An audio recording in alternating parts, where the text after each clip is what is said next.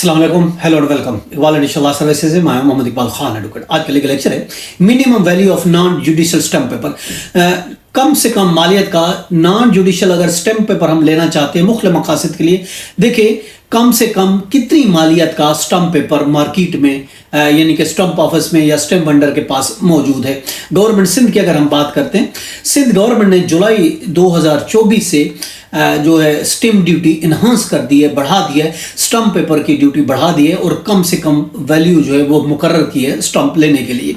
देखिए इससे पहले जुलाई 2024 से पहले 50 कम से कम वैल्यू जो थी वो 50 रुपए की थी। अगर आप एफिडेविट बनाना चाहते हैं अनओथ एफिडेविट के लिए, कम से कम मालियत का 50 रुपए का स्टैम्प पेपर मौजूद था।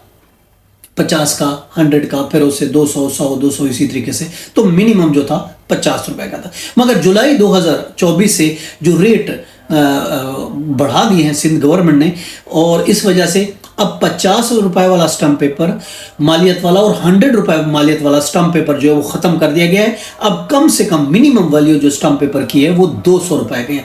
200 का स्टैम्प पेपर जो है उसकी कम से कम वैल्यू है। वो अगर आप एफिडेविट बनाना चाहते हैं या फिर कोई और कम से कम वैल्यू के लिए आपको स्टैम्प पेपर चाहिए, तो आपको कम से कम उसके लिए 200 रुपए वाला स्टैम्प पेपर स्टैम्प वेंडर से आप खरीद सकते हैं। उसके लिए आपको ई स्टैम्प की जरूरत नहीं है, बल्कि आपको डायरेक्ट ये स्टैम्प वेंडर से आप 200 रुपए का स्टैम्प पेपर परचेज कर सकते हैं, ले सकते हैं। वही सिर्फ अवेलेबल है ओनली 200।